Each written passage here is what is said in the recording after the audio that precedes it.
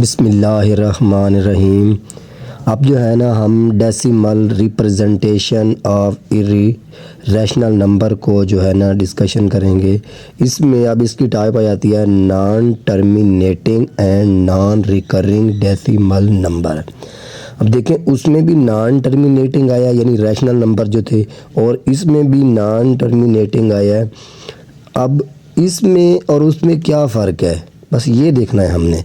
यानी देखें decimal number that do not repeat a pattern of digit after decimal point continue indefinitely without terminating. यानी जो हमारे पास rational number में था ना कि हमने क्या करना था उसमें, यानी पैटर्न बता रहे थे, यानी वहाँ पर कोई पैटर्न बन रहा था जिस तरह 1 2 1 2 यानी रिपीट हो रहा था।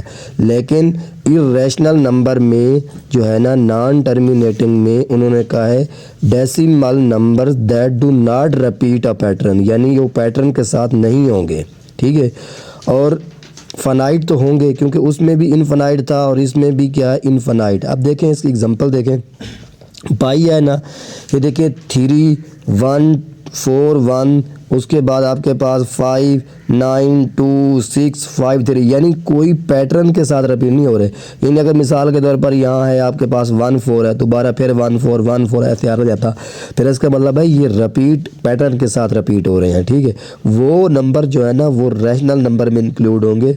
लेकिन ये क्योंकि ये पैटर्न के साथ जो है आपके पास रिपीट नहीं हो रहा है, इसलिए ये केस में इंक्लूड होंगे। ये आपके पास नॉन टर्मिनेटिंग और इर्रेशनल में इंक्लूड होंगी।